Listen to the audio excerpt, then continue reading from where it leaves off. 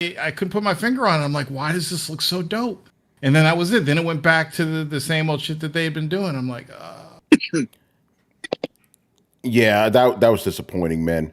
By the way, since that last part was so good, I'd let it go live. You know, Warzone, man. Like when we got Torrence on, we don't do the intro right away. We just let the shit roll for a little bit, just yak, you know. But we are live now, so I want to welcome everybody to episode 500 of Throwdown. Somebody give me the there we go.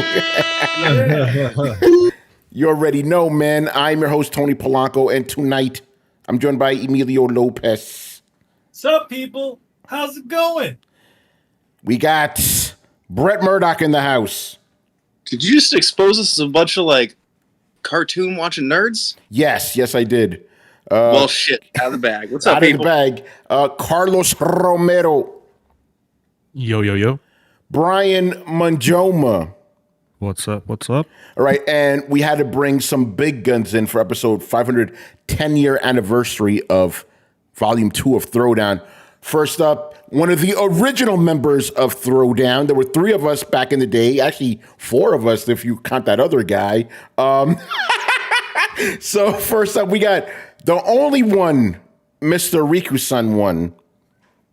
Yo, mic check, 1, 2, and 2. Can you hear me? Hi, how's it going? All right. You know him, you love him. Even though he's no longer a permanent member of Throwdown, he's still a member of Throwdown. The one and only Mr. Adam Vale. Yo, what's up? How you doing, bitches? Let's fucking go. Oh, this is an 18 hours straight. I can't wait. I got coffee. Fucking all right. And last but certainly not least, the guy who brought us all together. We wouldn't be here if it wasn't for this man. And now you see him kind of dabbling, trying to get back, doing some content creation because he can't leave it. Mr. Torrence Davis, son. hey, everybody. How's everybody doing? So it said that the Call of Primitives was animated using Studio Ox Design. And this was November 18th, 1986. There's also a rumor that it was animated by Tokyo Movie Shinsa, but they can't confirm that. I had to get that out. How's everybody doing? All right, we're doing good. And I love how he snuck in at the last second. Mr. Chris Seeley here for episode 500. Hey, what's up, everyone? Oh, good to see you, Torrence, man. Hey, what's up, dude? Yeah. What's up, everybody? I love that Torrance is center square. Yes, he is the center square. Like Hollywood Squares. That's perfect, man. Like a Brady Bunch. All right, so yes, we're here celebrating 10 years of Volume 2 of Throwdown. And as usual, when Torrence is on, we don't bother with show notes, man. We just talk for like an hour and a half to 2 hours about whatever's on our mind. As you heard, we're talking about motherfucking Transformers at the top of the show. You never know where these things are going to go, but I definitely want to catch up with some of you guys, particularly Adam and Torrence, because it's been a minute. Adam, man, what's been going on with you, man? Life, man. Kids getting big, doing other activities, all that type of shit. But it's been good, still playing games, still doing everything with the Coalition and Richard Bailey Jr., who's out there in the world doing the thing. And that's it. And we were talking about the Transformers. It's funny because I went to the theater to see Back to the Future. I saw that back in theaters. They put it in for one night in my area, so we went there Monday night to see it, and they had a trailer for that new Transformers animated movie. It looks like crap, but they're still trying to bring it back. But what I want, and I know you guys aren't mixed on the whole thing of where the Transformers movies are, but remember the last movie that they released at the end, they introduced, spoiler, G.I. Joe. Oh, so we're gonna get so I'm looking forward to that. The crossover. I wasn't that hype. I was like, whatever. And then when I saw that, I'm like, oh, this would be dope if they do it right. But The Rock will get involved. They'll fuck it up with Bruce Willis and shit if he can still remember. And then it'll suck. But I just really want a good G.I. Joe movie. That's all. I want a really good Transformers movie. You want Channing Tatum back. Oh yeah, right. We'll get him back. Duke is dead. I don't know if you guys know this. Speaking of big screen appearances, somebody told me today that they're bringing Ninja Scroll to the big screen. Yeah, they are. Like the original one, they're gonna like air it in theaters, like a re-release. Dude, so I'm all over that shit. I own the shit on VHS, DVD, Blu-ray. I'll be right there with a bucket of popcorn. Yep. You want to hear something funny about that shit? So they're re-releasing the Blu-ray, right? Just 2 months ago, I bought the discontinued Blu-ray off of eBay for like $150. You know, the one that Sentai Filmworks put out, but fuck it. I'll buy the new Blu-ray again. Gonna go see it in the theaters. You already know. Yo, it's been a good time with like re-release movies. Like in recent years, I went to go see Enter the Dragon, Die Hard, Transformers, because every 5 years they keep putting out another one. Torrence got the shirt on, you know. What else? Superman. I've seen a bunch of shit, man. I've seen more classic movies that have like new movies lately, you know, because new movies are mostly crap. I mean, Went back to see Jurassic Park. Yeah. I mean, one thing about all of that stuff is that, you know, the classic movies make pretty decent money if you put them out in the theaters. I mean, I live there. This theater called the Mahoning Drive-In out here in Pennsylvania, and during the summer, it's all about classic movies. Right now, oh, look at that, 500, yeah. 500 right there. You know, and it's funny too. They have like you know, right now they're doing an event called Camp Blood, a plug, I guess, for them. But it's all literally all of the you know, the camp slasher movies. So it's like Friday the 13th, you know, a bunch of those films they're going to be showing like a marathon. The anniversary for Friday the 13th Part 4. Or is it Halloween 4? I think it's Friday the 13th. Friday the 13th. Because on Friday the 13th, they're going to show it on that day. They're going to air it and they're going to put it in theaters all over the place and have like special merch and stuff. But the thing is, I don't know, in your area, Pro came out, that garbage bullshit remake. Oh, that shit bombed hard, bro. Yeah, of course it bombed. But then the thing is, in our area here, they were airing the original like a few weeks ago, and that was packed. Everybody's gonna see. I was like, clearly they had to get permission to do that, and I'm like, why? Because then you're just gonna make people upset that they even bother making a remake of this shit, because the first one was great. You know how those things go, right? Whenever you want to show movies, right? You have to essentially contact them. I've talked to the Mahoning guys about this, and it's like what they do is they have to literally call up the movie studio and be like, okay, we want to license this thing and we want to show it on this day, and then they pay a little bit of a fee and then they send them the film. Some places are, you know, cooler than others. Disney at one point was not releasing any of their classic films, you know, because they wanted everybody to go with stupid Disney Plus. But as the years have gone on, they've sort of gotten a little bit, you know, they like realize, okay, yeah, this is not really any sort of big competition. It's just a local like theater that wants to show it for one fucking night. Yeah. And they're still collecting money off of it. So One last time before it goes back in the vault. Yeah, right. Remember that shit? Yeah. I mean, that's the artificial scarcity, right? You know, the idea that Disney started that shit. Vault. Yeah, no, you just keep cycling them through, and you put them, you know, release it, and they put it out again, and then everyone's like, "Oh my god, it's back!" It never went anywhere. Yeah, by the way, real quick, Torrence, you're like the Subgator. I know you remember him. Yeah, he's in the chat going, "Tor, Kuda Course." I actually have the Twitch site open so I can see all that. Nice.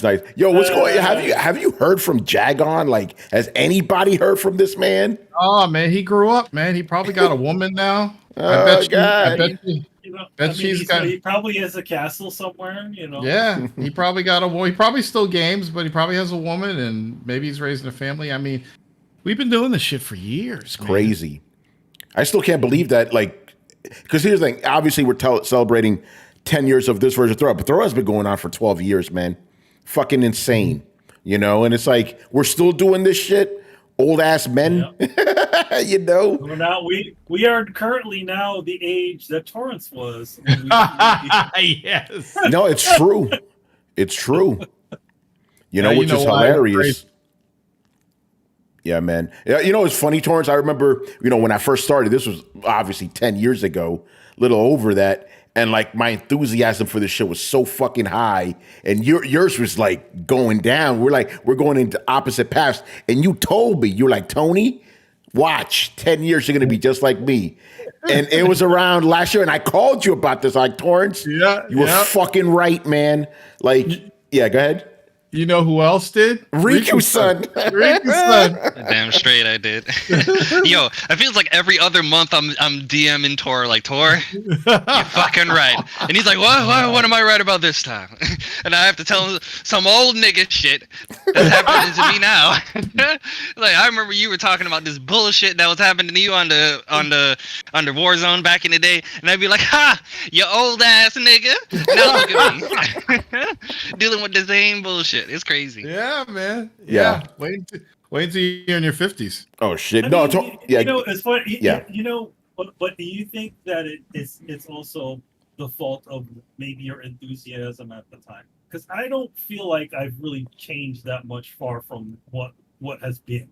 You know, I wasn't like, oh my god, games, and I wasn't like, games are shit. I was like, I'm about the same level. I play games about the same way I did, you know. I don't get excited about games anymore. I get more excited about playing the older ones.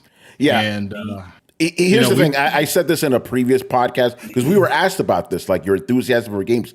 I said that I haven't fallen out of love with games. Games fell out of love with me. The kind of games I like aren't being made anymore. And then there's all this.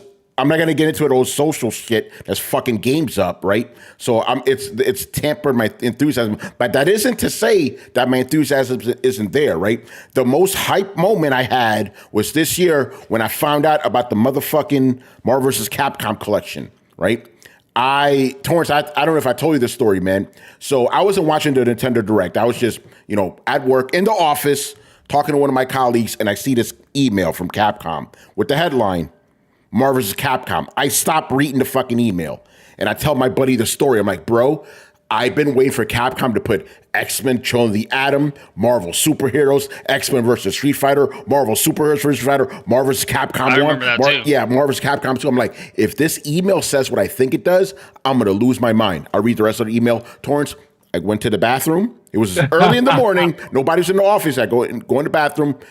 Go into the wheelchair stall, close the door, and I fucking scream.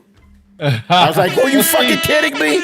See me, I've been emulating all those games for so long that I'm not even excited about the announcement until my friend told me that Power Stone 1 and 2 are That's a new one.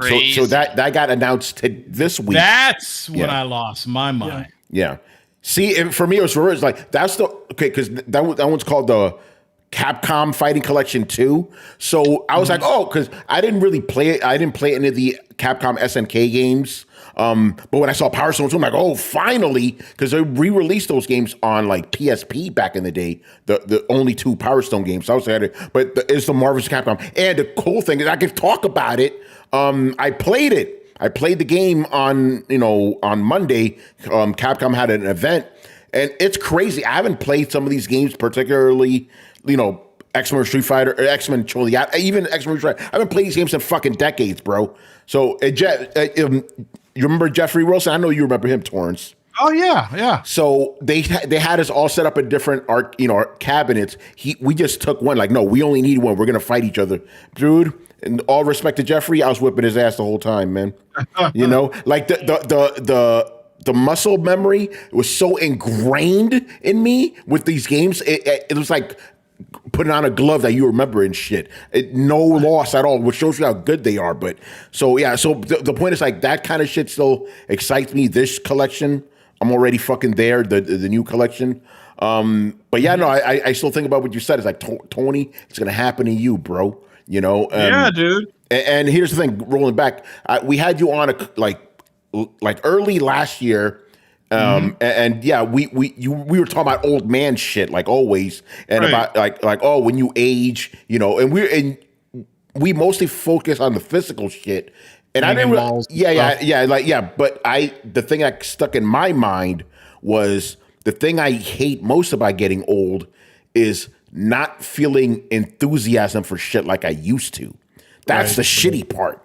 I don't think that's, but see, like, that's the thing, man. Like, Brian and I, both, the older we get, the like, our tastes change, but I think, like, we're kind of, I don't know about if I could say as much for Brian as myself, but, like, man, I'm more into gaming now than I've been in years. That's great, man.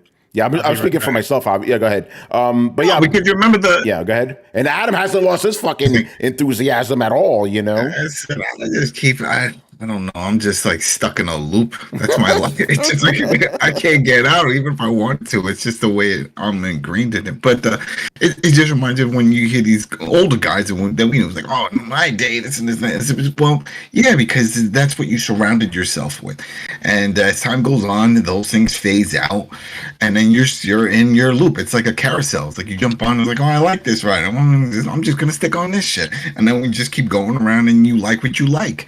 And I think it gets to a point, and at least that's what it is with me with a lot of things. It's like, yeah, like with the Marvel stuff, I love that. That's great. But when all these big games are being announced, Gamescom's like, where's my Gears collection? Like, that's all I really give a shit about. I got Warhammer coming. That's close enough. So I'll stick with that. But it takes I don't even think I can't even say if it would be a graphical or improvement or anything. I don't know what could really push me over to be wowed again, because when we've talked about it before, I think once we went into that PS4 and or past the 360 generation, when we went 1080p, that was a wow moment. Yeah, that was the last wow moment. Games. Yeah, and now 4K, 8K, 20, whatever you want, it doesn't matter, because then what? You're gonna go full realism, and we're gonna get FMV like we already have. I don't want that shit either. So yeah, but you're just talking graphics though.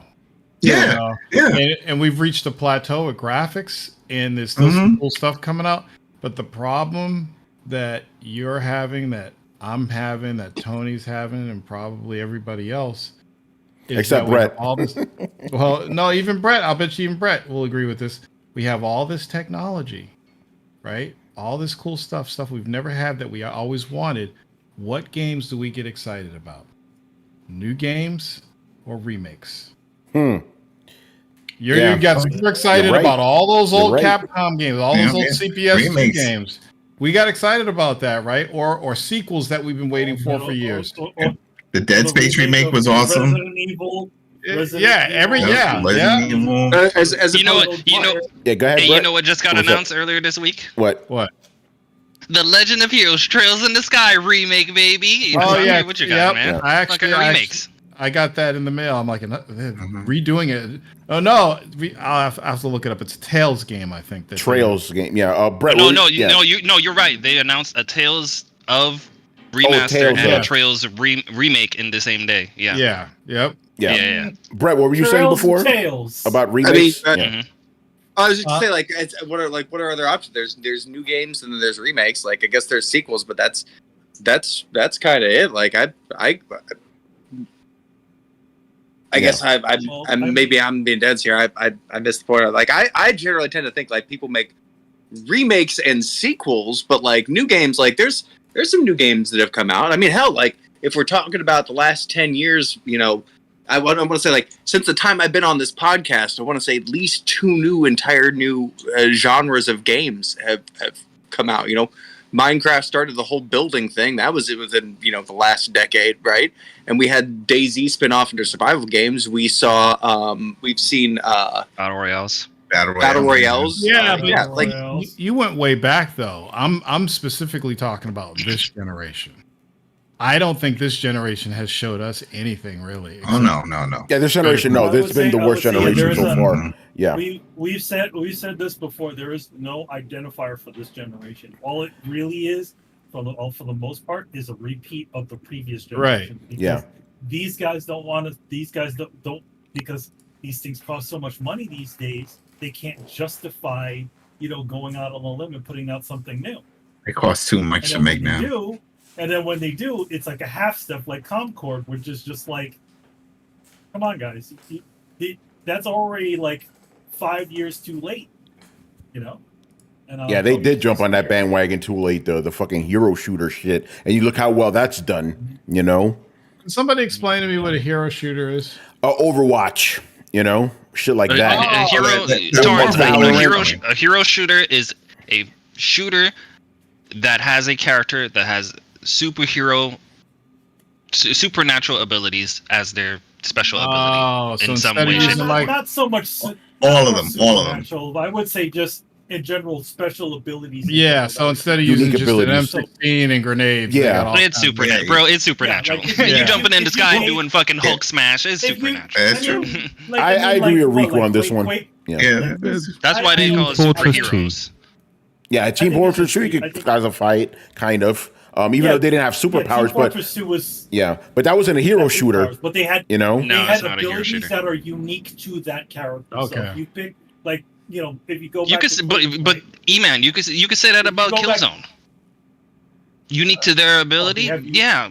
they have Yeah, they have I feel like you guys are saying the same hold things. on, hold on. Yeah. You play a character, not a class. Yeah. Exactly. yeah, Yeah. you play a I character. kind of feel like you guys are saying the same thing from two different sides, but you're kind of saying the same thing, you know? Well, like, Yeah, if you're but talking that's the about thing. I like Overwatch- Killzone, but I don't like hero shooters. So I'm like, Overwatch, the character is basically their own class. So you got a character that can tank. A character Yeah, and that's that they're can definitely fly. they're definitely classes. But Yeah. the Yeah. classes definitely work in a different way than they used to do in the But past. the way, but the thing about a lot of classes in general is that they fundamentally they are almost exact duplicates of each other, with the exception of some sort of buff that they get. Oh, hey, look, it's a sniper gun. Oh, they get sniper abilities. A hero shooter is a little bit more than that. Also, hero shooters are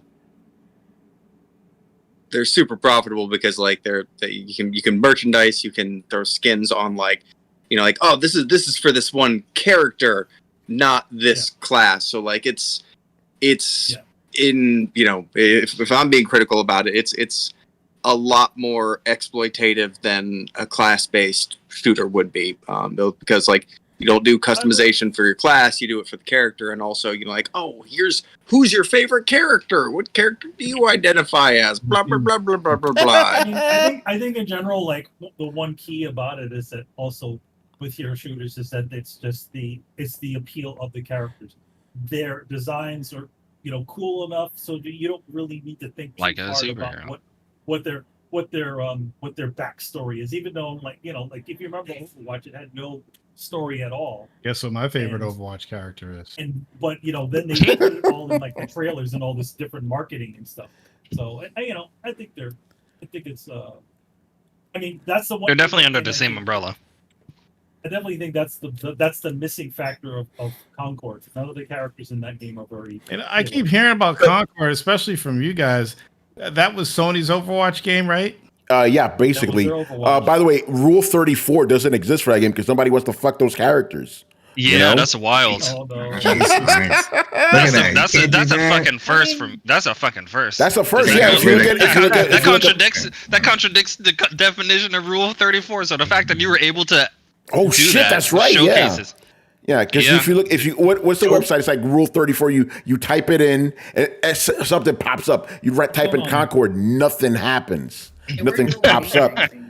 So do you think this new Marvel game, Yeah. Rivals, is going to? It's already doing well. Manny, we can hear you, by the way. Like the 90s ones.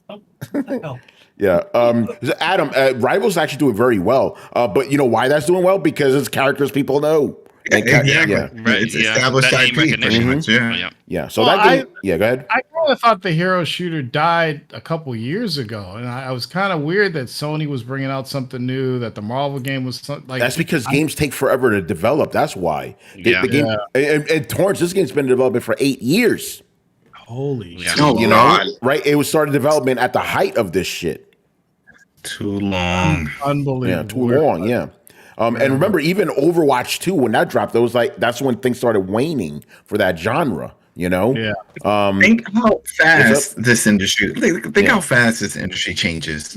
Yeah, it's like within that 8 years, we've just seen all these different modes and genres pop up and down, and it's like I can't imagine the stress that they're under. It's like, all right, we're gonna make this game, and it's like, well, it just phased out. No one likes it. Well, we're not gonna be done for another 7 years, so maybe it'll back around, and let's just stick with it, okay? So it. Well, I damn. mean, that's the thing. That's the thing about it. Like again, like I know people like to say just make the good game, but at the same time, you got it's always a catch-22. I'm sure 5 years ago or whenever they when how many years ago did they do this? 8 years ago. 8 years ago when they began this attempting to make this game. I'm sure definitely that market was was Yeah. a lot bigger of a thing. But the thing about it is that like 8 years ago, if you think about 8 years ago, what was did Cliff Bazinski's game come out, or did that game bombed too. That boss one, Lawbreakers. Lawbreakers, Lawbreakers, and then didn't also God of War creator 2018. he made one too. Oh wait, Not Cory no, Barlog. you're thinking. No, I don't. Yeah, you're thinking his of game was a David hero Jaffe? shooter too.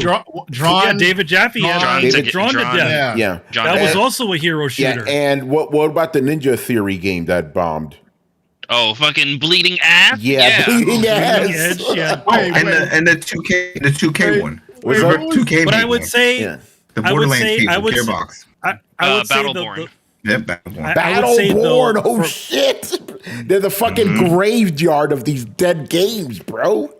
Here's I would what say- I don't understand. I just gotta ask, like, why do hero shooters, when you know people like character creation and customization, like why just be like, we're gonna give you 12 options? Like, just let people make their own shit. I'm pretty sure you have the Well, I metric mean, on this. do you understand the amount of work it takes to create a fully creatable creatable character? Yeah, It's but a lot I of mean, work. yes, but look at GTA and their success on that kind of shit. Like, it's Well, also- you can Well, I monetize mean- the fuck out of that. I mean, in other words, so in other words, we're going back to the sort of class system, right? That's not a hero shooter at that point. Well, yeah, that's what I'm saying. Like, why are they making hero shooters when they could like part of the reason Team Fortress like lasted so long was the high amount of character customization. Team Fortress still had the same characters regardless. And it was still the all only you- in its genre. Too. Yeah. well, Yeah, here's it's the like thing. the thing Concord about was in development for 8 years. You tell me they couldn't fit in a character creator like Brett's talking about? What Well, the hell I mean, were they the- doing? I mean, we don't know. I mean, the thing about it is that like who knows that they went. If you know anything in game design, like sometimes you could be going down in one direction and just realize you totally fucked up. Sometimes you could, it's like this sort of stuff happens. Yeah. I mean, Well, it actually from the- doesn't. at least You from- don't often lose $200 million on your opening weekend. That does not happen. I mean, you don't You often talk dude, about going the you don't wrong often- direction. You don't. I mean, it could have been multiple wrong directions. It could have been like they could have had, at least from what one of the developers said, like they said a bunch of challenges and trials. I'm like, what does that sound like? It sounded like they had some sort of development problems back behind the scenes, and you notice that dude wasn't working there anymore, was he? Yeah. So yeah.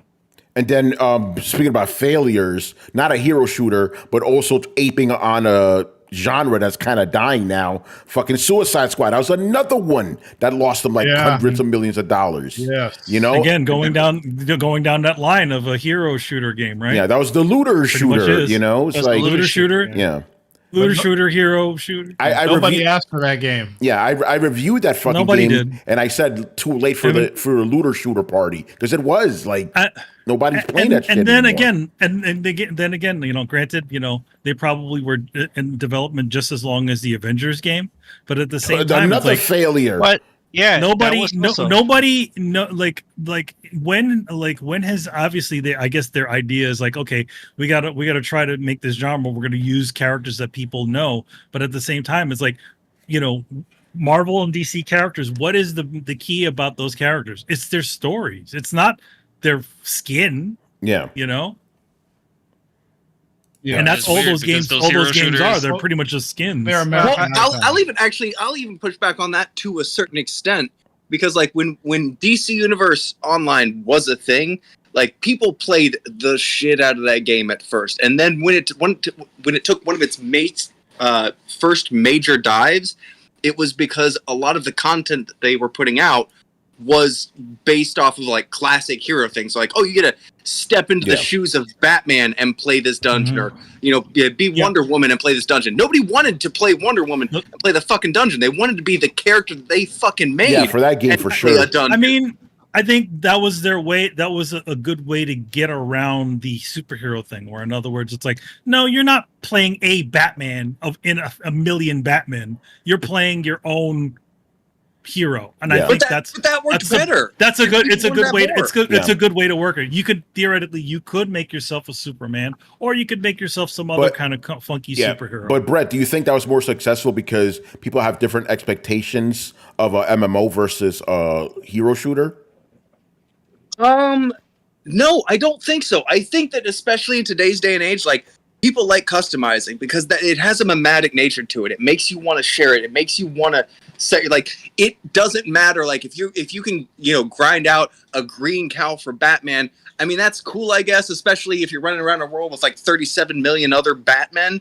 But if you're running around in a world like GTA, for instance, one of the main reasons why I think GTA Online is genuinely so successful is the high amount of customization that it has. Because it is the cheese in the trap, right? Like you get to get your ass kicked by somebody with an iridescent fucking rainbow chain minigun, and you're like, oh, that looks actually pretty cool. I want one of those things. And like, so then you grind for that. Like it is like I've often said that one of the things that seems, at least I've noticed, is that in multiplayer games, things like skins or an upgraded weapon or something like that. Like if I can go into even if I'm just like playing Elden Ring, which is like a primarily single player game, like getting a better sword is suddenly more important. Like I could get a good enough sword and play through, and that's how I play through most games. Like I don't upgrade shit as much as I should. It drives the people around me absolutely insane. They're like, you have 5 levels banked up. Why don't you upgrade? Why don't you level up? Because I don't need to. Because the game's hard. Like the game is easy enough. I don't want to like any more upgrading in it. Just do I get a new ability? That too. I So think- like, Yeah, but if it's a multiplayer game, you can be sure, like even in Elden Ring, you can be sure I'm keeping that sword fucking upgraded because I want to kick the shit out of the next motherfucker stupid enough to bleed into my world. And that gives some context to it. That gives some competitive nature to it, which I think drives people. It at least to me, and I think other people, there's a strong engagement. So like, yeah, you could grind to get a new cowl for Batman, or you could get a grind to get a new dope ass helmet for your personal character that you have more investment in. And I think people care more about that. I think that hero shooters though are more exploitatable. I think that they're easier to make and they're cheaper to make, and that's why they make a lot of that shit. And I'm not saying you don't want to live in the Not that world easy. of DC. Brett, I got a question. Brett, I got a question for you. Yeah. Did you play Dragon Ball Xenoverse? I didn't actually. Do you know of Yes. it? Like Yes. how it Yeah, plays 'cause you and get what it does? Because it's basically everything you said for like Yeah, the yeah, Dragon Ball yeah. side And of things. it's on my radar because that's the one with the character creator, right? Yeah, it's the one with the character creator. You can go out, you can create your character, you can give him the Kamehameha, you can make him do the Gallic Gun, basically Yeah, all that seems basically totally everything fun. you said that was for the Dragon Ball side. So I agree with you in that regards, but I am someone that does kind of like to play the existing characters. Like I would actually prefer to use Trunks than to use a character I created with Trunks' sword. But I do think majority of people are probably like what you said. They want to create their own character and go out there and fight other people with their own creative But at the same characters. time, and Brett, but real quick, I'm not disagreeing with anything you said, but at the same time, hero shooters were successful despite that. You know? No, they absolutely are, and in fact, they're more profitable because of that. I think. Yeah. Right, like you have a more controlled environment, you have a more controlled loot loop, you have a more control over like, oh, it's a blue variant of the same outfit, or and even then, almost more like people, it almost drive people to want to customize a little bit more to try and separate themselves out from the pack. And like, I think that it probably is a wildly successful tactic and makes a lot of money, but I don't see people, at least in my anecdotal experience, as engaged with it, and that's painting with broad strokes. But I mean, Valorant. My and son, he plays Overwatch are- Fortnite. Yeah, go ahead, Adam. Yeah.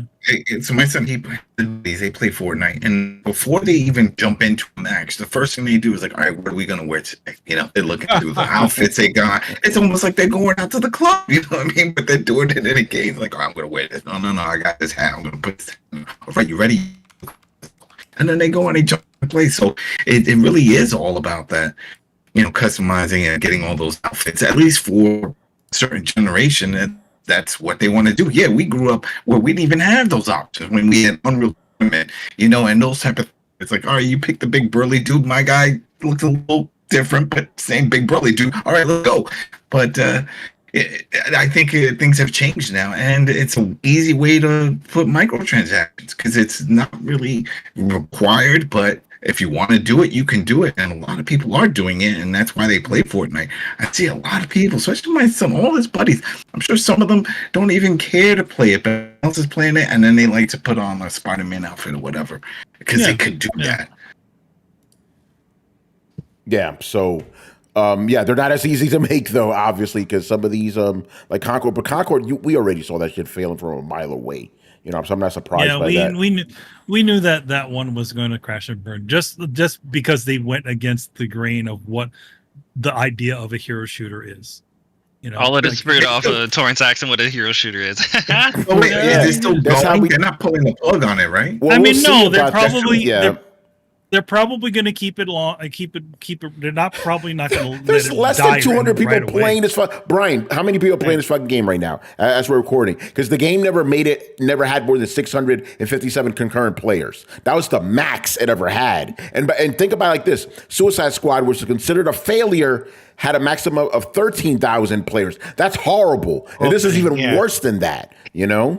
Well, I mean, each failure builds up on the last, right? Like people are tired of this shit. So the last good grace was Suicide Squad, and that was a big IP. Like Manny said, that's in DC. Concord is fresh. There's no brand recognition. There's no nothing. You have to try harder with those things to push it forward. And I'm sorry, but you could look at a game like First Descent or whatever. Mm-hmm. Want to play attractive characters. That's what people want. Fantasy. They want escapism, right? They don't want to play as insufferable, smug hobgoblins. I'm sorry. Yeah, by the way, we got to talk about this because, Torrance, I also want to get your take on this. A new IP that we've been waiting for 4 years finally arrived, and it's one of the most successful games of the year. Motherfucking Wukong, man. Oh, yeah. You know what? I said, you got to install Wukong today because I want to play it. I haven't even done it yet. Damn, that's how you really know you're out of it, bro. I remember you were even hyped about it. You know? That's like the only game this gen that I've really been excited. So Wukong, Armored Core 6, Sifu. Nothing else has really got me excited. Yeah, no, it's tough, man. But no, Wukong is great. Been loving it. Very successful game. Last time we checked, it was like 10 million people bought it. Tons of fucking they had like 2 million concurrent players on Steam. Yeah, which is nuts. What's up, Ben? Aren't the press like upset? Oh, they're very upset about that They're game mad success because they said there's not enough diversity. Yeah. I'm like, it's got like 18 different animal kingdom animal people in there. Like, what the fuck are you talking about? Like, what do you mean diversity? There's a lot of diversity here. Yeah, like I don't think they know what the word diversity means. Go ahead, Adam. At first, I thought it was like the game. I was like, "Oh, what's this? It got this monkey guy running around," but then they said it's from old stories and stuff like that. So yeah, it's based on Journey to the West, which is there you go. So it's a hundreds of year old story. You know, yeah. Public domain. That's why there's 1,000 Wukong movies and games and stuff. There's even a Wukong game on PS4 a couple of years ago. You know, yeah, there was a movie that was in 2 years ago. There's at least 3 Wukong films and series on Netflix. I saw some goofy motherfucker on the feed talk about some. Oh man, why is this monkey guy running around with a pole and a Nimbus cloud? I think Dragon Ball needs to go and sue them. Like, nigga, what? Because I realize it should really be the other way whoever wrote around. Journey to the West suing Akira Toriyama's grave. That story has influenced so much in Asian culture, American culture. I mean, that Ninja Theory game was based on it. Yeah, Enslaved. They had a Wukong character in League of Legends. It's just all over the place. You remember Force 5, right? Force 5? You don't remember Force 5? Oh, shit. Yeah. Oh, you have to school us now. On. Oh, you know what that. Well, you don't know. Are you kidding me? Vanguard Ace? Yeah. Fucking Space Cateers, Guy King, my favorite old school anime. Okay, yeah. Grandizer. So Space Cateers came on Wednesday. I didn't know at the time because I'm like, Yeah. I just think it's cool that they ride on these, they stand on these hover things. And Jesse Dart was the main character, and he had a pole that would extend out. Yeah. Based on the Wukong. And there's also Yeah.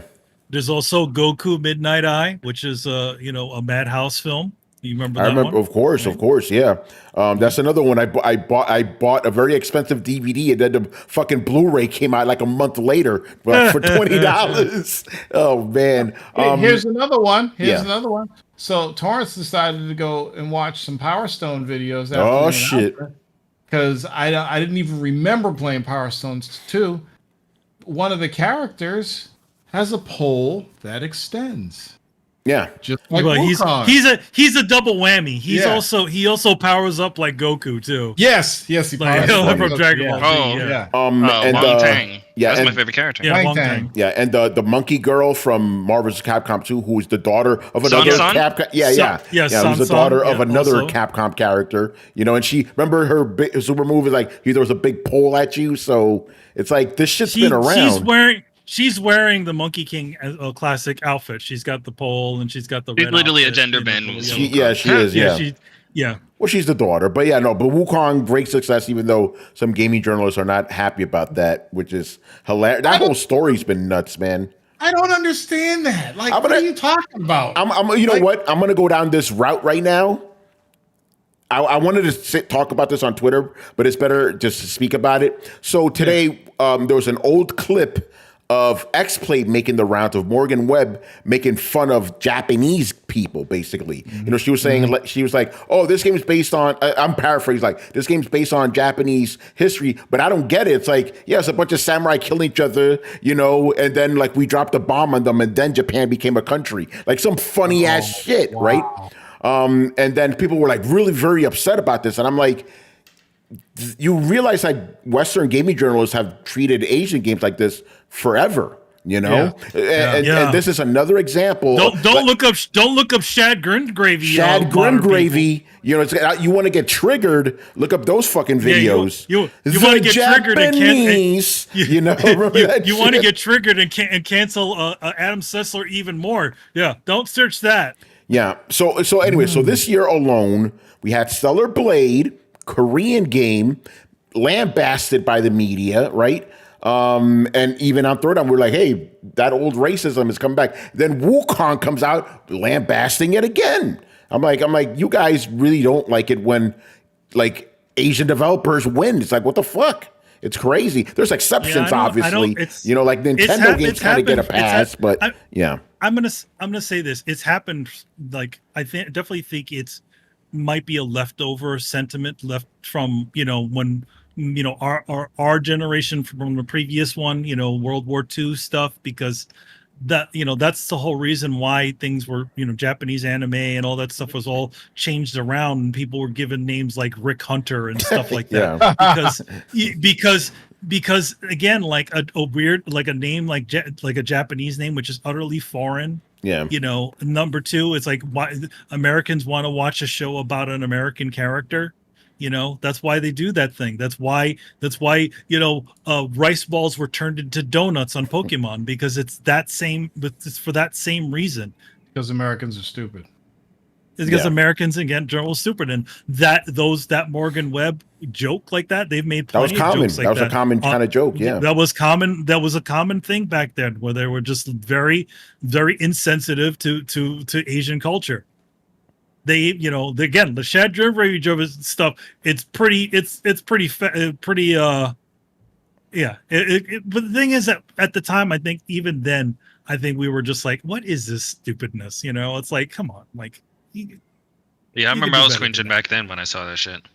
Yeah, well, I'm glad those games are selling like hotcakes. Yeah, no, it's great. You see them squirming right now. I love it. And the hilarious thing is it's doing things that it's not doing. These games aren't doing anything new. They're not. Right. They're doing really not. They're not doing anything new. Tony, the reason I stopped playing Soon Will Come is because it wasn't really doing anything new. Yeah. It's at least for me. New. It's like it's like you can't even call Black Myth a like a Souls-like, because it doesn't even It's do not, that. yeah. The only thing it does is just continue you back from where you last died.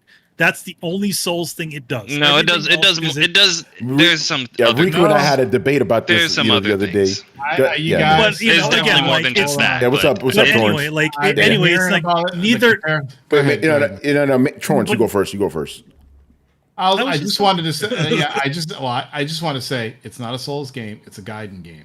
That's what I think it is. I think it's more in those lines. I think it's but- a guiding game, but I mean, again, like it's both of those games are taking genres that have already been time tested and they've been doing pretty well, and then just sort of essentially gave their own edge to it. I mean, I feel like Stellar Blade, as good as it is, it still pales in comparison to something like a Bayonetta or a or a Nier Automata. I didn't think feel it was like good at all.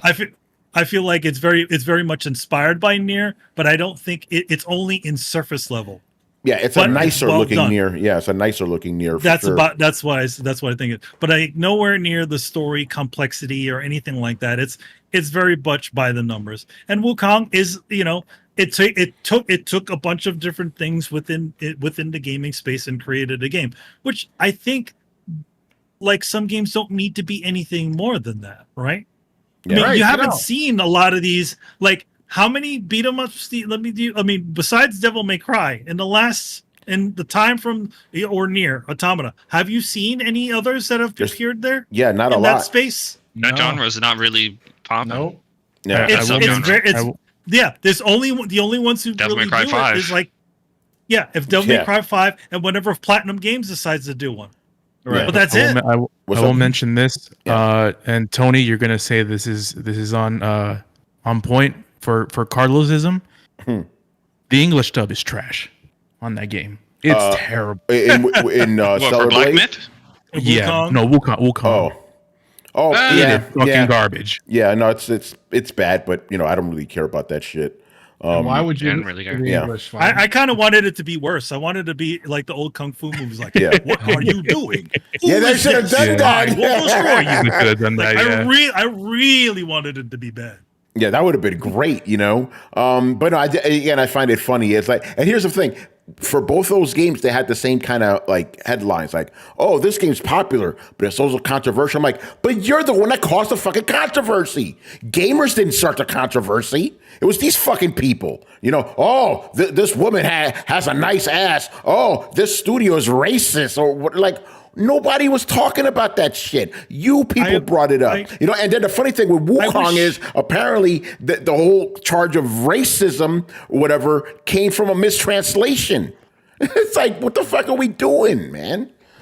And then, like, it's an interesting thing that like how vocal these journalists are with all of this stuff when they were very much mum. Oh, Adam. He's been having storms. Remember, that's why Yeah, they were very much mum about when, Activision. Certain thing with Activision and Blizzard when they silenced that dude. After he won the what was it, the StarCraft tournament, right? And he had the guile to mention Hong Kong, right? Yeah. Or when John Cena, I mentioned this before, when John Cena mentioned stuff about a certain country, well, maybe mention stuff about Taiwan. He had to make a public apology, or specifically right in people's faces. They were doing this, literally removing John Boyega from the Star Wars movies posters over there, or covering over Chadwick Boseman's face on the Black Panther things. Yeah, and none of you motherfuckers say anything about that, huh? It's this big conspiracy. It's a big conspiracy when these guys are essentially making these games and they're just literally the most benign things out there when you literally see them doing it right in front of you and you don't say a damn thing. Boyega has not still come out and said shit about what they did to him. Yeah. Well, the other thing that drives me crazy is the fact that the character in Stellar Blade is based off a real woman. Yeah. Oh, that was great. They're like, real women don't look like that. It's like, but she is based off a real woman. They never came back and said, "Oh, I was wrong. I'm sorry." It's just like, hello. Well, none of these guys ever apologize or come. Like, they just double down on their bullshit. Yeah. No, they just. As far as I remember, they put tried it- to double down on it. They did. Well, that, there you that go, Asian yeah. girl right there, her ass isn't as fat as the girl is, and then someone replied with a picture of her ass shown just as big. Yeah. They didn't reply. To Then that. they tried to Jesus say that Christ. she was underage. They Oh, tried that was to- the best they part. tried Oh my to- gosh. Come to find out she's 32 years old. Yeah, that's underage. You know, like they were saying like, if you like that type of woman, you're a pedophile. Like, what the fuck is brother. wrong with you? What are you trying to say about Asian people, bro? You know, and remember, and we have an older episode of Throwdown with a certain Dragon's Crown controversy. Remember that one? yeah. Funny you brought that up. I was thinking about that. And the director of the game clapped back. Yep. Good. They should clap back. He didn't do the usual Japanese things like we apologize that you feel this way. Yeah. He didn't do that. He'd be like, oh, well, maybe you like this better. Yeah, remember that shit? Yeah. He's like, maybe you'll like this better. Them titties are big. Yeah. His point was Remember everybody. he talked about some game with some buff dudes like, oh, maybe you like that better. Yeah, he literally put that out there like that, and it's like number one. He also the same thing. Maybe is you like like in, men. in a game like that, Dragon's Crown. Everybody's like oversized. Everybody, Like, he got these guys with like big pecs and That's what it was. like, He pointed to one of the muscles big beefy dudes like, hey, maybe you'll like this Yeah, better. it was like these dwarves with giant muscles. Yeah, like, hey, maybe that's your thing, bruh. I mean, yeah, it could be like, yeah. Yo, this shit is There's crazy. My friend says there's this common like joke over there in Japan that they're like laughing at America saying, oh yeah, they fetishize ugly people.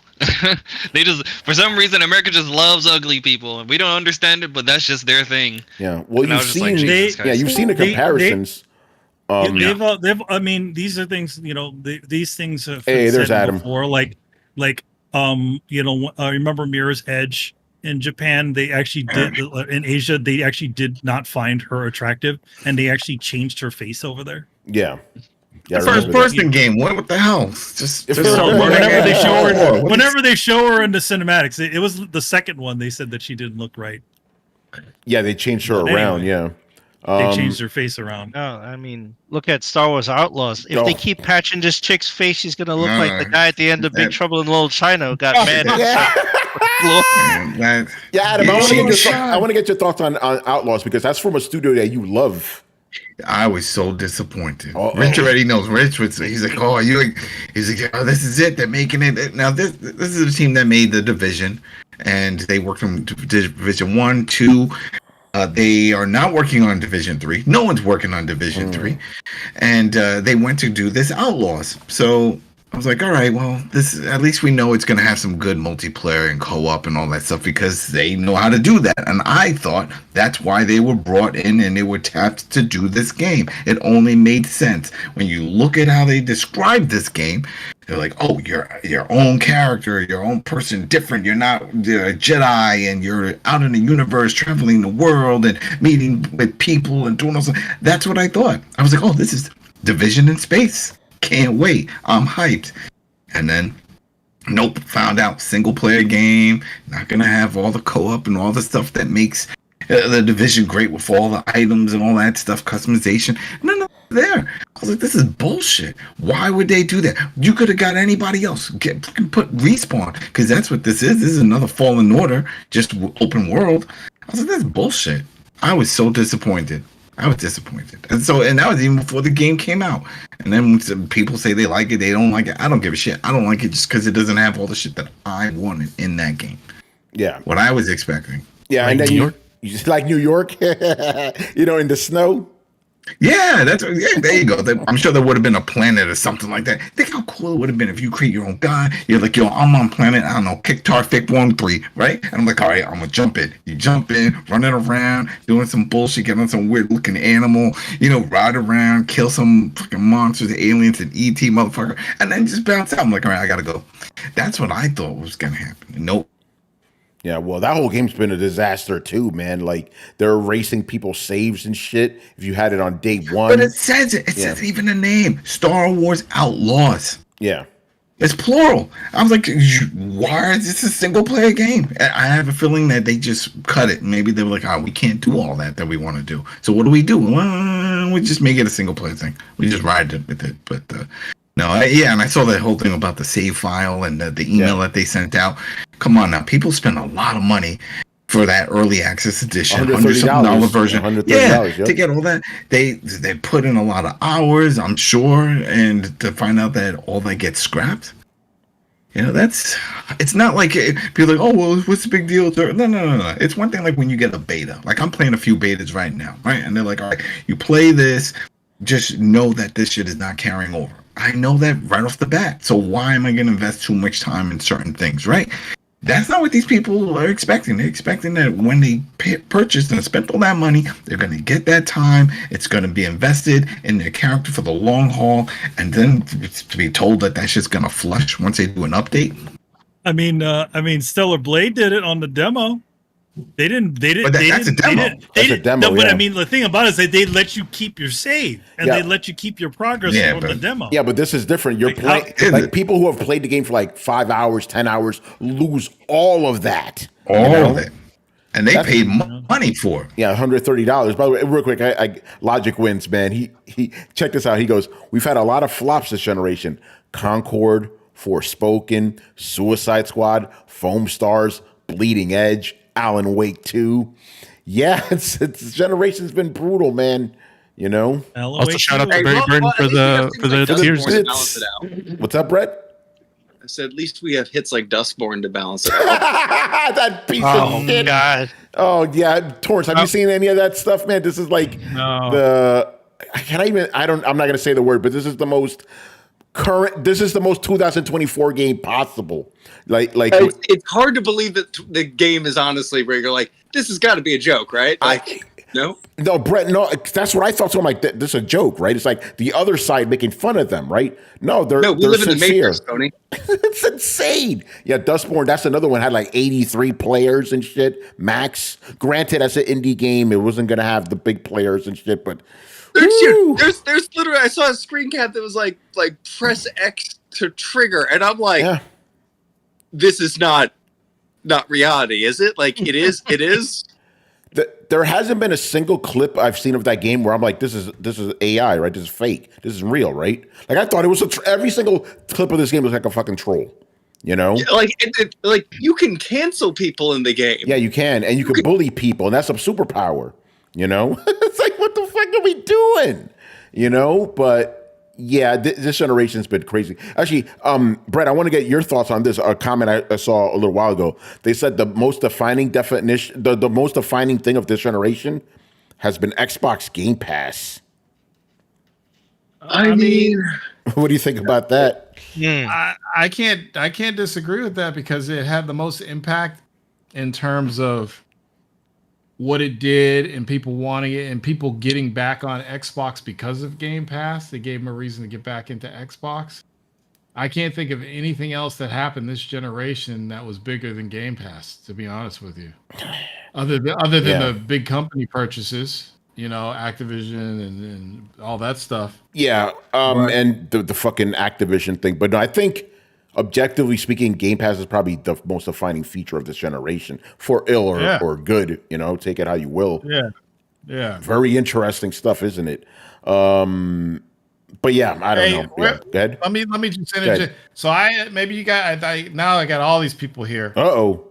I called Tony a couple weeks ago. Somebody's gonna have this answer. Why is it that I can play Bloodborne on my PS5 or PS4, whatever? I think it was PS5 without the disc?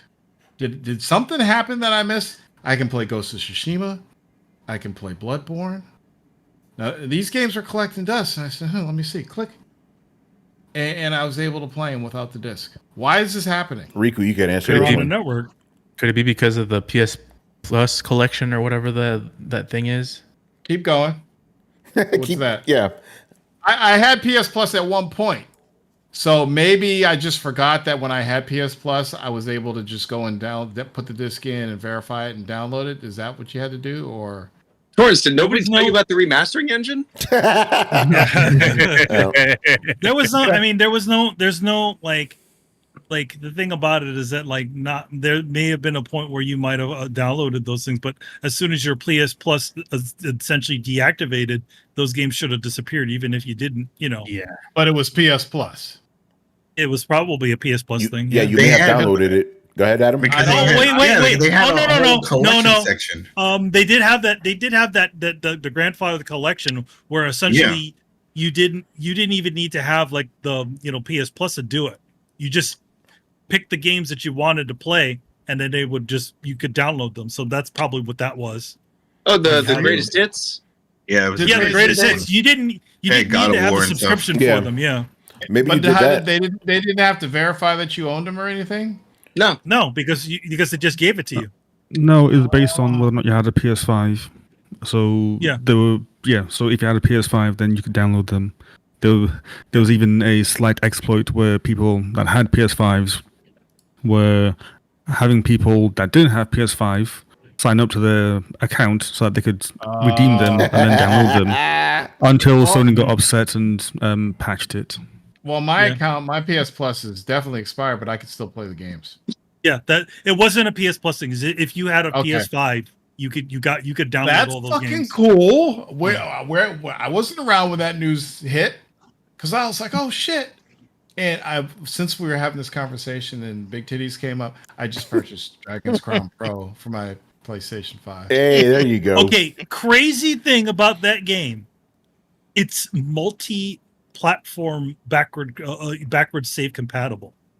So I can if you had it on the Vita, you had it on the PS4, and then it works on the 5, so you could continue your like PS3 game that you had years ago. Why don't they do that with everything? Oh, we wish. Oh my God, Sony! It's just like, come on! Like, what are you doing? What has happened to Sony this generation? It's like, when they came out with the PS5, I was like, wow, they're doing some really dope shit. The fucking controller, they redid the whole fucking thing, and they had all these ideas, and it's just like, what the fuck is going on? Sony can't make a successful multiplayer game to save their lives. Microsoft can't make a single player fucking narrative game to save their lives.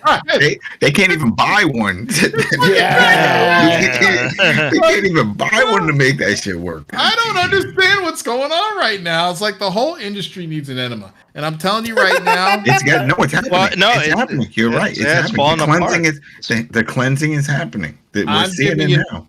I'm giving it 2 years. In 2 years, Microsoft and Sony are going to announce collaboration where they come out with a unified console. 2 years. You've been talking about this shit forever, man. It's the only thing that's going to save everybody. Because if Sony and Microsoft can come together with a one console design, and everybody's buying that one console design, just like everybody, either you can buy a PlayStation version, you can buy a Microsoft version. Y'all might have to post this in the accountability tab. Well, it's gonna happen. Here's the thing. I maybe a year ago I would have disagreed with you, but seeing as how Sony decided to eat the loss of Concord by raising the price of PS5 in Japan, to recoup the loss, I 100% agree with that sentiment because they are making the face. That's bad. That's gouging the consumer. I can't wait to see PS Plus prices next year. Oh shit! If they're doing that. I didn't think about that. I'm waiting for my shit to lapse. It's like you don't want to buy this game. We're still gonna rip your wallet. Open the shit. Give me that shit now. Yo, but to that point though, because Torrence, I've always disagreed with you on that, right? Yeah. But now I kind of agree with you, man. Yeah. Because the way the gaming industry is going, things are going so bad for the gaming industry. The only thing that could possibly save these companies is just to combine. Yes. The whole idea of exclusives has been dumb for the last two generations. It wasn't dumb with the 360 and PS3. But once the PS4 and Xbox came out and their hardware started, meeting the same requirements, same chips and everything, it's like exclusives are dumb because you had exclusives to get people on your system. And nobody wants exclusives anymore. I think Sony and Nintendo are the last ones that want exclusives, but even Nintendo at least is allowing stuff on their platform. And Microsoft is obviously allowing some of their games to go on Sony's platform, which is fucking smart as shit. And I'm just like, at this point in time, you're not gaining more console sales with exclusives. It's not helping you sell consoles. You got to do something else. And I think Game Pass, I was going to say Game Pass on PlayStation would be fucking dope. PlayStation's library on Xbox would be fucking dope. Yeah, I'm going to say this. I'm going to say this. Yeah, yes. I think for the future, but obviously the Game Pass is not working because they wouldn't be putting their games on PlayStation if it wasn't. Yeah, this is for the future. This isn't going to happen like soon. I think because the testing ground as it is. The only way Game Pass can work is if everybody's installed onto it, like a Netflix. Because the way it's going now, that in order to keep the level of their games up, they need to release on multi-platform to recoup all that money they put in. Yes, but then it's also almost like a Trojan horse type of thing. It's like, all right, we'll put some of these games on there. What do you think? Do you like it? Well, we got a newer version coming, and if you get Game Pass, you won't have to buy it like you did over here. It'll just be free. I wouldn't say Trojan horse. I would say it's more like your first hit of crack. Because let's just say, for example, I never did crack. You get Game Pass. You get Game Pass because you know you're going to have access to all those old Call of Duties, right? And you're not a PC gamer. I'm not there. So, okay, I was like, give me that. I'm a little bitter about that right now because they don't do the co-op anymore, right? For the campaigns. Black Ops was the last Black Ops 3. So this new Call of Duty that's coming out that they're super hyped on doesn't have it. So I'm like, all right, well, you know what? Let's see when they're going to release the older Call of Duties, like you were just saying. Oh, they're going to have the Call of Duties in Game Pass. No, they are not on there. They're not. But let's. I'm just using the litmus test is that. But what I'm saying is, if you get on there, and then you start seeing all this other stuff. Wait, Xbox OG games, Xbox 360 games. Oh, hey, what's this? Oh, they got Japanese games too. Oh, look at the fucking the collection. What's that crazy Sega collection? Yakuza. The thing about it, Torrence, is the regular consumer does not give a shit about old games. We care about it. Right. What really is the draw? What is the draw for any console is the new thing, and as of late, Microsoft has not been able to provide the new thing, the definitive thing that says this is why you need to be on here. Right. Yeah. Red Fail, games like that aren't really helping. And then you have games like Hi-Fi Rush, which are in this vacuum area where there's nothing to sit around it, so it's just sitting there alone, and everybody's like, "Oh well, I guess it didn't do well." It's because there was nothing else. It's like, are you saying? Are they saying that we're making this little tiny game to be this cornerstone of games, which it's not going to hold any weight? You need multiple things to be there. Right. Yeah. And that's what it's always been the problem with them. I don't even think Hi-Fi Rush would have did good if it was a PlayStation exclusive, because it's like, I think it would have. I wouldn't. To be honest, that game is really definitely meant to be like a multi-platform game, as it was supposed to be. Right. Yeah. It was supposed to be released, and it's supposed to be a light release. If you saw the amount of how much it cost, it was only $40. So it wasn't even like a serious investment. Did it sell well on Switch? The game was made by a few of like maybe a few people on the staff, and it was a lower budget game. But who wants to run around destroying things with a fucking guitar? It didn't hit well with me. It's just like, what the fuck is this? It's a fun game. Oh, by the way, it's a beat. Oh wait! I said there was no beat 'em ups. There's one there. Yeah, Riku. Yeah. What I do now? What? No. Remember we were saying that there's we had a deficit of beat 'em ups. Hi-Fi Rush is one of those. Yeah. By the way, I completely forgot. Brian, did you bring up those numbers for Concord? How many people are playing right now as the recording of this episode? As of 1 hour ago, 146. Wow. Man. With a peak 24 hours of 184. Wow. Yeah. Now, does anybody know how many people worked on Concord? Ooh, that's a good question. Oh, that Probably don't know not, that they're not size playing of- it right now. we don't. Oh man. Well, my guess is they probably, if they've lost, like, what did they say, 20 million off of this? 200 What million. was that number? 200. If they 200 billion. That means that there's probably a sizable team that worked on that. The game. only people that are playing this game right now probably are whatever remaining developers are there.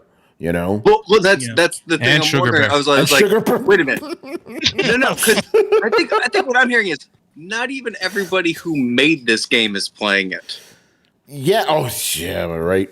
And by the way, here's the thing, and it's like a perpetual cycle because now that you can't find a match because no one's playing, no one's going to keep playing. So he keeps going and going and going and going and going. You know, what an abysmal failure this was. I haven't seen a fail like this big in a long time, bro. Like, this is bad. So, yeah, maybe things are going to get so desperate with gaming. It's like Sony and Microsoft will be like, fuck, I guess we got to join forces like Ryu and Cyclops, you know? Like, shake hands. Let's fucking go. Gotta put on them Portara rings. Yeah. Fucking Microsoft doing the software, Sony doing the hardware. It's perfect. You know? Anyway, go on. I think the big thing that needs to happen, the bigger thing that needs to happen is that they need to drop the budgets of their games. Every game Sean can't Layden, be these. You know, he said it. He's like, the industry can't sustain this. He said this years ago, and they called him fucking crazy for it. Mm-hmm. It's true. The budgets are bloated. The guy who directed Siren and Gravity Rush for Japan Studio, he said the same thing to an extent. That the reason they wanted him to spend a bunch of money, and he's like, no, I want to make smaller games because I want my freedom. So it's like, come on, guys, you know. Yeah, these bloated ass games. Everything can't be a blockbuster. I'm sorry. No, even the movie industry can't even sustain some shit like that. Now look what's happening with the movie industry now. Well, the streaming, the same thing with streaming. Streaming, yeah. And you see that happening with Disney. What was it? Acolyte. The Acolyte bombed. One episode. What was it? So was it the whole season is $180 million? The whole season. And That's what was insane. it? They said every minute costs about as much as making an animated making an episode of an animated series. 180. Yeah, go ahead. 180 million is like fucking 20 Godzilla minus ones. 15 million for that fucking movie. I think it costs more than Alien Romulus. Probably did. Oh yeah, Alien Romulus cost like 80 million. Yeah, 80 million. 80 million is not is a Deadpool was made for that. The original Deadpool was made for around that money. So it's usually in general horror films are usually in like lower budgeted films or modest budget. They can film it in a warehouse. That's it. That's it. You make a couple of suits. So, some. I'm sure. Ridley Scott's magnum opus piece of garbage was probably cost more than that stuff. Which one? His films. Napoleon? Prometheus. Those bullshit fucking movies. Covenant. Yeah, I didn't know. Fuck those movies, man. Yeah, Romulus was 80 million. 80 million. Yeah, that cost. That's around the cost. That's around the cost of the first Deadpool movie, which was considered a modest or low budget film. So there you go. And fucking Acolyte cost 180 million. Yeah, I remember that Acolyte. I watched the first episode. And I was like, that's not for me. I didn't. It just doesn't do it. Like, I have to finish it. I can't. Gonna do it. I'm going in with this. I forget everything everybody said. I'm going in. I'm going to watch, and I started watching. I'm like, oh, it actually looks good. The production design looks good, and then stupid shit started happening. And I'm like, what? And I'm like, okay, let's go to the. So I'm gonna watch it all. I finished Ahsoka, which I thought was pretty good. I couldn't finish that either. I heard that was trash too. No, Ahsoka wasn't trash. Ahsoka was actually pretty good. But I'm gonna watch this fucking Acolyte. Obi-Wan couldn't finish Obi-Wan. Oh, fuck Obi-Wan. Yeah, trash. That was the biggest fucking that something, whatever that bullshit. Couldn't finish that either. Oh my god! So I was so pissed off. Bringing up stuff that never actually happened, and I'm just like, come on. Trash. You know, fucking Boba Fett was trash too. You know, like it's bad when What If is better than anything Marvel. Yeah, What If was good in the last 10 years. That was good. That zombie one was really cool. I didn't bother with that. I'm doing Marvel, man. Fuck that shit. So what upset. What if you know? it's really good though? It's really good, really good. Let me talk about the whole not sustainable let's go back to that. that you guys are talking. Just bringing it back to when we used to work over at SDFU and play, and Torrence gave me E's memories of Salsetta or Chancleta. Chancleta, you know. Tony says to review that game, and obviously that was the game that made me become a fan of Neon Falcom, the company. Yeah. And fun fact about them, they have released one game every year since 1983. Wow, except for 2008, which I think 2009 they released like 2 or 3 games. And the reason they've been able to do that is because they always put a very strict budget on their games, and they've been under the radar for like a ridiculously long time, and people are now just catching on to their games. And now that like a lot of people are coming in, and they're, people are starting to complain, oh man, you guys need to put more budget in your games, you need to do this and do that, and they've been refusing, and people have been getting mad. Yet they still come out with at least 1 to 2 games every year, in comparison to, your Final Fantasies. You remember back in the day, you used to get 3 Final Fantasies per generation? Yeah. Now we're lucky if we get 1. That's right. Yeah, it was always 3 for a while. It's like because they're getting bigger and bigger. They gotta outdo the last one, all of the budget. And did 16 even? I don't even think they didn't even show us what 16 made, right? In regards to how much it made. This Square Enix, as usual, it underperformed. Yeah, it's like now they're saying it with their own games, and didn't they also say that they're not going to be doing any more console exclusive games? Yeah, they said that. Yeah, they said something about that too. Yeah. By the way, Riku, so it's just like Riku got a comment here that I want your thoughts on. From Logic Wins, he goes, "I'm shocked that Microsoft hasn't tried to purchase Nihon Falcom. They could pick them up for cheap and put all those Legend of Heroes games on Game Pass." Do we need to go over why? Or do we need to? Again? We keep on going over this. Yeah, do we need to explain again why an American company can't just purchase a Japanese one? We have to do this like every year. We're not going to go over that, but it's not going to happen. Go ahead. It's not going to happen. But the sideways route, and this is how Korea got into the Japanese industry, was because Microsoft. Yeah. Microsoft essentially sold off Tango Games Works, which was a Japanese studio, and a Korean company bought it. It doesn't usually happen that way. Yeah. Usually, those companies don't. If Tango was a full-on Japanese studio, they wouldn't have sold to another country. They would have essentially merged with somebody else. Yeah. But no, it doesn't really happen like that with like Western studios swooping up Japanese studios, and I don't think that would be a good fit, to be honest. Tango was a rare case. Yeah, that was a rare one, but that's Xbox the thing. They actually tested. Games. They brought E's Origin to Xbox, and it absolutely flopped. Yeah, because those guys don't really care for those games. It's been proven time and time and time again. That's why Xbox doesn't even bother with Japan anymore.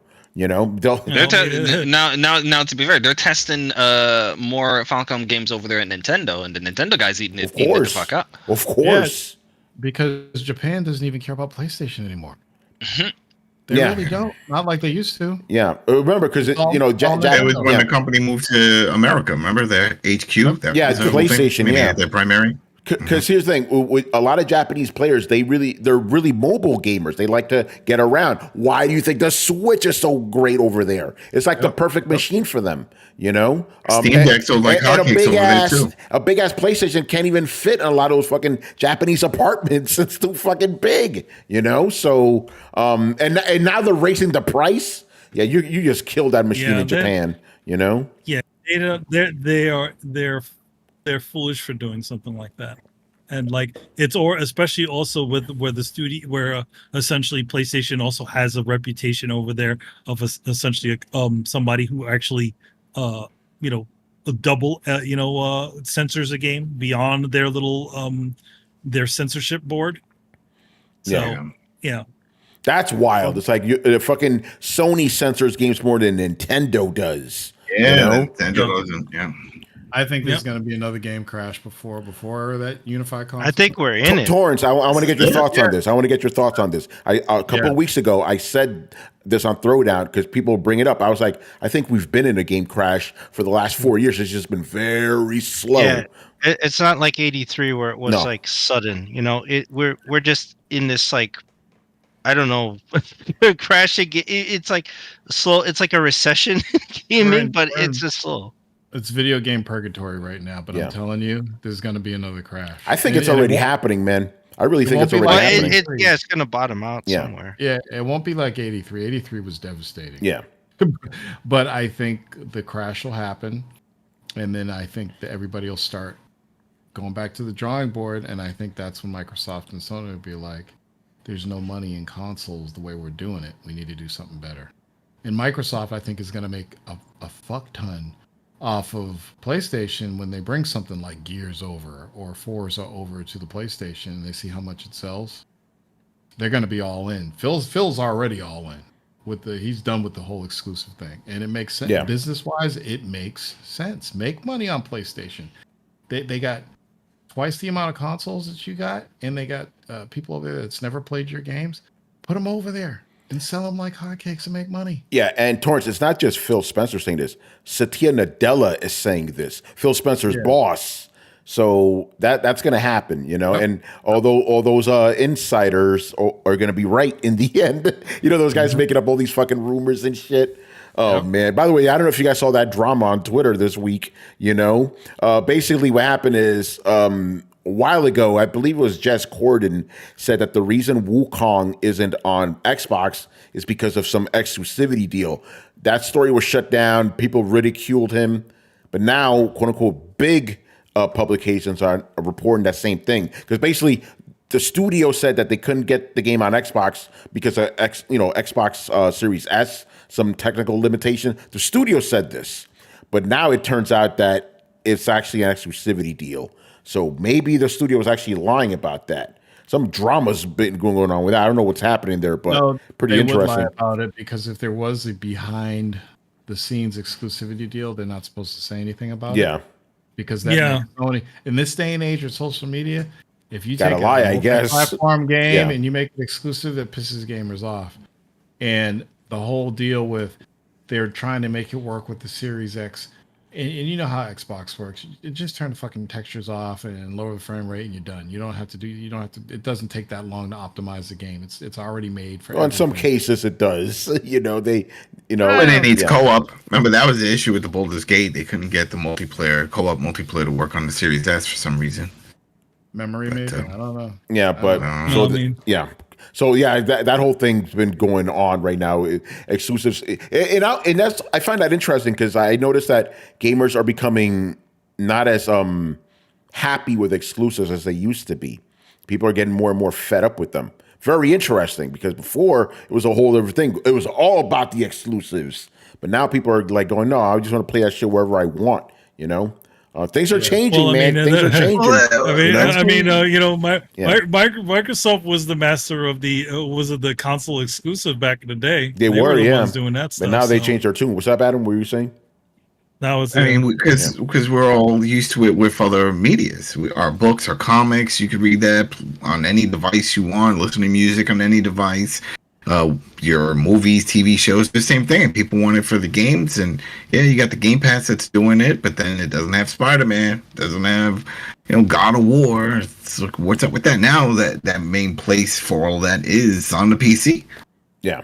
So, and you're right. Yeah, if you get the game on PC, you can play it not only on your desktop, but on like the RG Ally or something like that on Steam Deck. There's a lot of places. I remember I was reviewing some game. It was on PlayStation, and I went to go visit my mom that weekend. I'm like, damn, I can't play this game while I'm visiting her. If it was on PC, I could just bring it on the fucking Steam Deck, On my PC? On my PC? So I'm trying to get as many games on PC as possible now. And that's also because PlayStation, there's not a lot to play on there. Let's just be real, other than the exclusive titles that come out like once or twice a year. What's the next exclusive title is going to be Astro's Playroom, which is which is also, I think, is just like a Hi-Fi Rush. It's not one of those cornerstone titles, despite how much people want to claim it is. Especially when you look at the how many people actually played the one that comes with the fucking console. Yeah, well, it is the best-selling PlayStation game. I think it is the best. It is the best-selling PlayStation game, but it's not. Doesn't have the nearly have that completion rate, does it? No, it doesn't. Half the people, when you say to like, "Hey, did you know your PlayStation came with the game?" They're like, "Oh shit, really?" Word. What's up, Tor? I think people are going to be like, I already know how to use the controller. I learned that when I got the PS5. What the hell? Yeah, this game should be fun. Though. I think. Oh wait, I can't say. We said it's going to have 80 levels, right? 80 levels, yeah. But I wonder how long each level's going to be. Like 5 minutes and shit. You know. Yeah. If you do the math, that averages out to like. I mean, and then the other thing is that they also have did something which I haven't seen before, where they literally have connectivity with the previous title. If you play the other one, you can actually jump through from one game into the other if you know, and then unlock stuff that comes into the next game.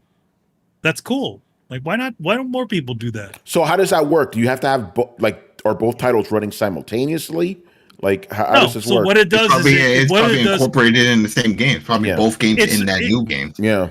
What it I don't know how it's going to work, but you should. But I mean, the way at least the way it's established is that you can just, as of now, when you try to go through the portal, it tells you, hey, you can go on there, you can go buy pre-order. But once you have it installed, I'm sure it'll just launch the other game immediately after, as soon as you jump through the portal. Yeah. So it's pretty cool. So you'll go through the portal, and I guess it'll shut off Astrobot and then turn on the new game. Launch it, or it'll have them running, or they'll be running somewhat simultaneously. Who knows? Don't know what it is, but it's supposedly you'd be able to jump over from one game to another. Yeah. At least we're jump from the first into the other through this portal that's in the game. And then there's also new unlockables. They have a rolling unlockable thing too. So like you have like these hidden bots that are in the previous game that you can find, that get collected around near the door to the new areas. It's interesting stuff. Yeah, Adam, interconnectivity. Why don't more games do that? Yeah, I don't know. Adam, I want to ask you about Call of Duty, man, because since you're not on Throwdown anymore, we don't keep up with the game. So we don't know what the fuck's going on with it. So what's your take on it as the big Call of Duty head? The campaign seems legit so far from what I've put in with it. It's legit. There's not much I can say that'll win anybody over, because there's nothing really groundbreaking. It's not the one. Treyarch. No, the one plus. No, I'm pissed that they still don't have the campaign co-op. I really thought that was going to come back. That could have been a lot of friends that'll play with you. Yeah, I have a lot of friends that's all we play. Adam, I heard one competitive feature that I thought was very cool that apparently this recent Call of Duty is doing. Tell me if it's true. So basically, I heard that one player can sneak up on an opponent, hold them hostage, kind of like how I think one of the Gears games did it. You can hold them hostage, and it'll have to proximity chat, so you can hear the person that you're holding hostage and go around with them as a human shield. Is that true? They said they're going to have proximity. We've seen that before. Division did that. Well, not just proximity chat, but the whole, you can hear, holding them as a human shield. Hold them. We'll see in all modes, not all the modes. It's supposed to be like some of the modes that we're going to have that feature. So we'll see if that works. But I remember proximity chat being there since like Killzone 2 back in 2000. Halo had it as well. Yeah. I just like the human shield part, because the human shield part's cool. So I can see them talking. I can see some people talking shit, man. Oh yeah, man, I got you hostage. I'm about to make your nigga shoot you up and type shit. Yeah, but the problem is like when you play a lot of Call of Duty, you just mute everybody. Eventually, if you're playing with randos, I mute everybody. I don't even care. It's a and then he's like, what are you doing? I was like, all right, we'll do a private chat. I just can't, because there's always somebody playing loud music. There's always some underage crying in the background. Underage kid, mommy, look at me go. I'm like, kid, you should not be playing this shit. Me go. I can't. You should not be on that fucking game. No, I don't let my son play Call of Duty or those type of games. So no. That's the down. So when it comes to that, it wouldn't even matter. The big deal is that there's all new multiplayer maps. one of the main issues that a lot of people have had, and I myself included, is that a lot of multiplayer maps are like, oh, remastered from Black Ops 2, this map, and your favorite flashback map packs. Yeah, flashback map pack. No, these are all new maps, fresh out the box. So I was like, all right, that's cool. And the campaign is legit. It's lengthy, and it's going to have a deep story, and with multiple options, multiple endings, sort of they did with Cold War, which was great because that was in a new direction where it's like, hey, you pick the dialogue. What do you want to say? Hey, you want to help Jimmy? You don't. Jimmy's gonna die. And I was like, oh wow, really? Yeah, that could happen. Yeah, fuck Jimmy. Yeah, fuck Jimmy. And then next why you hate Jimmy? It was funny because with Cold War, I remember I took some options and there's no Jim, but yeah, I said fuck Jimmy and whatever. And then Rich was like, oh no, I had to replay it. Richard Bailey Jr. I had to replay it. I had to get the good ending. I couldn't live with myself. I couldn't live like that. I couldn't live like that. Oh no. Oh no. Whoa. By the way, shout out to shout out to Richard. The reason he's not on tonight, and also the reason, because I want to get Hip Hop Gamer on, but the reason both of them are on tonight is because of PAX, which is starting this PAX weekend. West, yo. PAX West, Yeah, unfortunately, I'm not there PAX this year to say what's up. What's your point? Over there making people spin the belt. Yeah, spin the belt. Last time I think he was at. Last time he was at the Logitech booth, being the hype man. Yeah. Torrence, what are you playing, man? It was good to see him out there. I didn't know the Black Ops 6 beta started. Yeah, the beta started. Yeah, it's been nice. Yeah, the beta. Yeah. All right, Otaku Man. Good night, man. There you go. Otaku Man. How come you weren't at PAX? Yeah, come on, man. You should be at PAX. Yeah, you should be at PAX. Yeah, man. Yeah. But it's one of those things where, just like what we were talking about with the consoles, exclusives, and all that stuff, it doesn't even matter. It's the ecosystem. When people are invested, you got your people, your friends, whatever. You go on, you know what you like to play.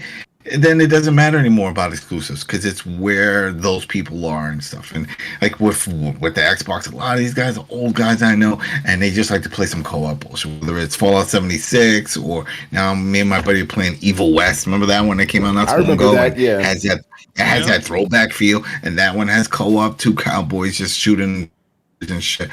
And just that's it. That's just doing that type of shit. And that's the thing with Call of Duty. It's like people are like, oh, what's the new groundbreaking? This and that. They do some tweaks here and there, but it really comes down to people just like playing with their friends.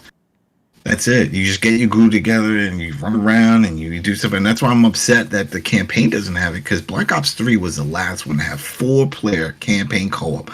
Jump in, jump out. You could be playing, your buddy can't play now, jump in, whatever, boom, boom. You don't have to restart anything. Your stats, your leveling system all carried over into multiplayer.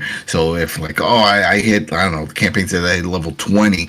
If I jump into multiplayer, that carried over, so I would get all the level 20 perks, attachments, all that stuff. So it's like, I'm not starting from scratch. It was awesome. And that's not here. And so it's hard to get excited about all that. I have to take a look if they added third person, because a lot of people, that was my favorite feature. Remember, I was hyped for the last one. Oh, we got third person view. That's awesome. It divided the community. There's so many people that were like, no, that's not good because of the point of view. It's different. It's cheating. And, because you can see when they're coming over as opposed to when you're first person, you can't see that. So it was a whole big thing. And then they have like two different servers for it, or how did they handle that? They pulled it. Yeah, there was a playset. There was a playset for it, and and it was just standalone of like, all right, you can just do all your third-person games in this mode. And then they pulled it. They just didn't tell anybody. They just pulled it. It was gone. And then there was all these videos on YouTube, on Twitter, with like, what the hell? What happened? And they're like, oh, you wanted that? My bad. And they put it back. It's like it was down for like 2 weeks. It was gone. No reason. They just took it. So not all the features are out now with this beta, but at least that's what they're saying. But I want to see if that comes back, or if they just suddenly just act like, that was a thing we tried and we're not doing it. They don't release numbers. That's the thing. If they could at least be upfront, like, listen, we have X amount player base, and under like 10% were even playing the third person play set. So it just wasn't beneficial to put more time and effort. But it was great because you get to see your character. I like to play third person games, like the Division, stuff like that. I ran around with a Burger King t-shirt on. It was really funny, and I was like, it was cool. I enjoyed it. That's cool, man. So By the way, a little bit of a development with Wukong. This story, man, hasn't died yet. So according to our friend Mr. Jeff Grubby, as we like to call him around here, Grubby. There is no Sony money marketing deal keeping the Black Myth Wukong off Xbox. And then another one from Nick. I don't like this guy, but whatever. He says there was a misunderstanding around this stuff. I heard Sony only paid to help get the port done, no exclusivity. Okay, Jeff Grubb, he has gotten some stuff right. Nick, he's a charlatan, so I don't believe that last part. So I guess the story's going to continue towards the weekend. Or if you go to our Discord, the Throwdown Discord, that's all the fans have been talking about for the last 2 days. This whole Wukong exclusivity deal, you know. Well, I mean, like if they did pay for the port, I mean that's a possibility. Well, the thing is, I mean, but that's officially that's not an exclusivity deal. No. That's nothing locking them from doing it on an Xbox. It's just helping making sure the game comes out on their platform. But they also did say that there was some sort of difficulties on the back end with the Xbox, and they're also not the first studio to say something like that. Yeah, a lot of developers say that the but apparently Xbox, people operations they're being accused of lying about that. As fuck. Yeah, they're being accused of lying about that. You know, as someone who's talked to multiple developers, they've said it multiple people have said that the Xbox backend is pretty bloated. Yeah, and some people say when you remove certain operation systems from certain devices, things become better too. Who knows? Torrence, what were you gonna say? I was gonna say the game's gonna come out. We just don't know why it's late. All I gotta say is like it'll eventually come, and Probably I think before people Christmas. will be happy with it. They'll fix all the bugs, and then maybe they'll figure out maybe for the Xbox they won't be using frame generation like they're using on the PC and on the PlayStation. Really? You know about that? That's a bigger controversy. Yeah, Really? Digital Foundry found it out. They're essentially using a motion flow to achieve frame generation or motion flow to achieve 60 frames per second in the game. Even on PC? Even on PC. But PC already, like if you're using like an NVIDIA card, you can just enable DLSS. So why would you need something extra if you already have that feature? Yeah, they're running VRR a frame generation and shit like that. Yeah, they're running a frame generation to keep the 60 frames per second. Yeah. The thing is, I don't consider that controversial because you already have all these like graphics cards doing this shit from the jump. Like NVIDIA has G-Sync and AMD has FreeSync. So I don't consider that controversial for gaming. Like I mean, but it's essentially it's an artificial Yeah, it is artificial, but I'm saying it's already common. Usually with frame generation, there is a fair bit of latency that gets added on to things. So well, that's always the kind of trade-off there. That's the trade-offs. Yeah, but these technologies do get better. By the way, I need to bring this up because Manny, you kind of talked about it. Because this article, actually, we published it on Tom's Guide. So yeah, one of our writers, actually my manager, Jason, by the way, it's funny, Jason from England, his last name is England, hilarious. So he installed Linux on the ROG Ally X to get SteamOS running, right? Not running it on Windows, right? The fucking thing runs 25% better and has 25% more battery life.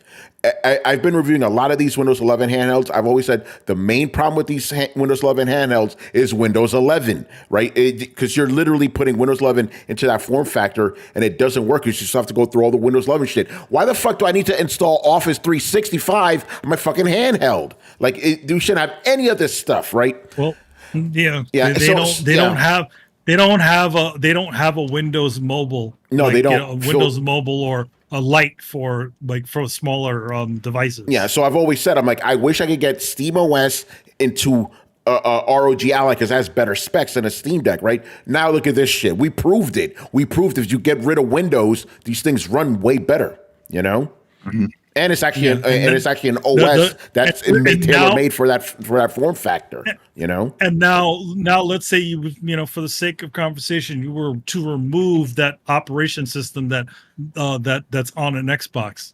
How well will that Xbox run? Just Got all saying. the hardware. Yeah. All right. It's Not a tech guy just here. tricky. It's just tricky. It's just Not a tricky. tech guy here, but yeah. Well, that just But it common looks like sense. third person mode is gone from Black Ops 6. It's only in the zombie mode. Zombie mode will let you switch from person view to third person over the shoulder, but it's out of the multiplayer. There's no playset, so that Ooh, sucks. You fail. Yeah. Everybody wants 30 person. All right. Yeah, all right, let's start wrapping up because I don't want to keep Torrence here all night. This was a blast getting all y'all's together. Adam, man, what's been going on with you? What's going on? Like, what's coming next? What's in the pipeline? If you're not frozen, I think you got frozen again. So when he gets unfrozen, I'll go to Torrence. What's going on with you in the fishing stuff, man? How's that working out for you? Yeah, man. What's fishing? How's the fishing? Yeah, not Torrance. He's fake frozen though. He's fake frozen. Fishing is great.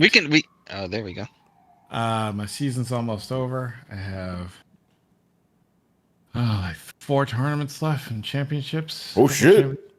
I went to Champlain last week and caught the pike of a lifetime. It was like 4 feet long. Did you cook it? No. Catch and release. The sucker his head was like this big though. It was a monster. Come on. Make you some pike on that grill. No, You got to take at least a picture to show some people. I got a picture. You got videos too, don't you? Don't you put that post that shit? Yeah. I know he does. I thought he didn't get that Can one. you share pictures on this thing? If you have them on your computer, you should be able to. Actually, can't you do like share screen or some shit like that? Yeah, you can do a share screen. You full screen it, but maybe we don't want to see what's go. Maybe we don't want to see what's on Torrance's desktop. Hold on. I'm going live. All right, so let me. All right, let's Torrance. You better not post any shit. No, I wouldn't do that. All right. Or Davis Daily, you already know. That's what I'm saying. You came back, man. You came back. Look at this, and he's got new AI art on it and everything. I'm kidding. Okay. Let me see here. There you go. Yeah, man. Make that shit full screen, man. Oh, there we go. Can you see it? Yeah, we can see it. What is it? Yeah, make it full screen, Torrance, so we can see it. Yeah, we can see it. Yep, there you go. Look at Torrance chilling on the boat, in the motherfucking water. Post it up. Is that the GoPro you got there? It's a Insta 360. Oh shit! Nice. Oh, that's what you've been doing. The hand cam stuff. Is this the catch, Torrance? You were telling us about the pike? Yeah, this is the catch. Yo, shout out to that wingman. Look at him. He came in. Yeah, he came in the clutch. There's a hole in that shit. What the hell? Oh, Fish on his way out. Wait, the net fucking. Yeah. He actually made. Yo, can you invite Adam back, please? Damn, Torrance. That hole was there. What the fuck was that about? No, the pike made the hole. Oh, the pike made the whole shit. Yeah. All right, there you go. You caught him. Don't drop that That's shit. interesting. All right, there's Adam.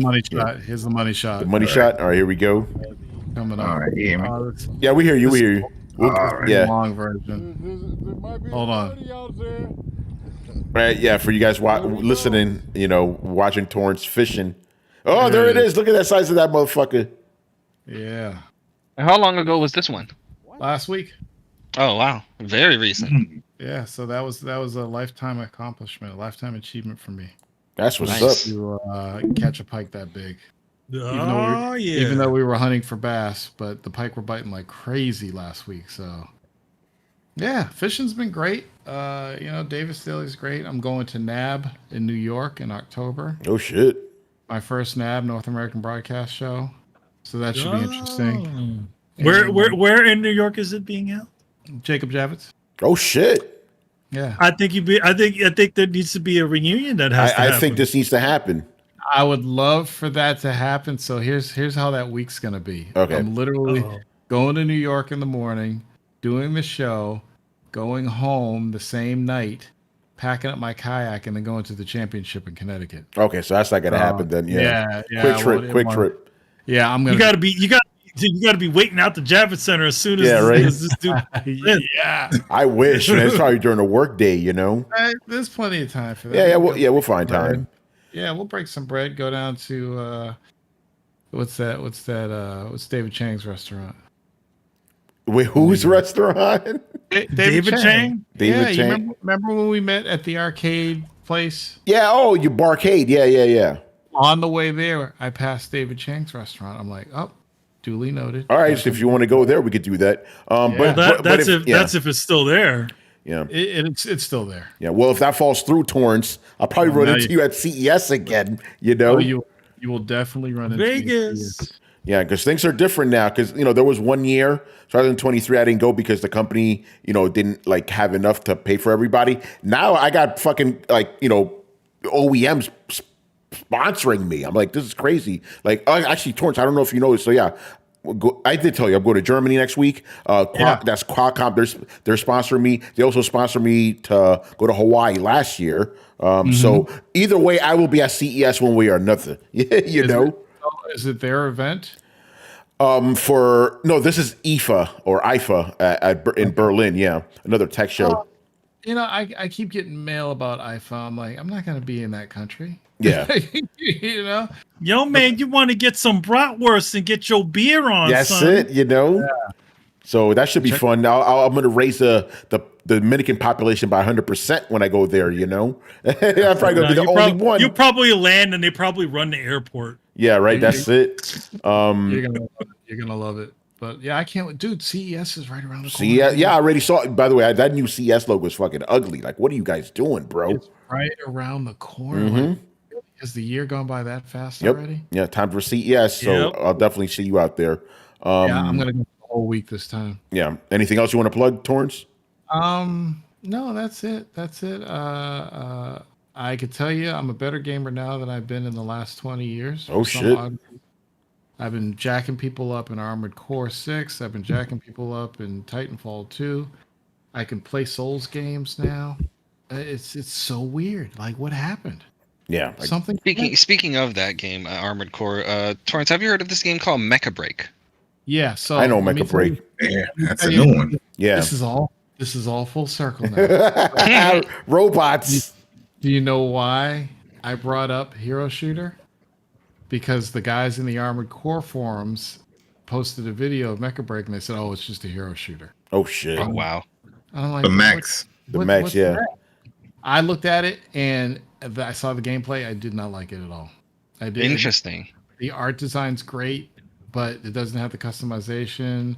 I was wondering. I was like, that's probably something Torrance is going to turn him off. I think Mecha Break's that game I got hyped for, and then when I learned it was online, I got deflated. I'm like, oh man. Yeah, I mean, no. It's definitely like 5v5 competitive. Yeah, no, fuck that. No, but there's a single player component to it too, and it looks cool. But when I saw the gameplay, I'm like, I'm not touching that shit. I just go back on Armored Core, man, and wreck shop.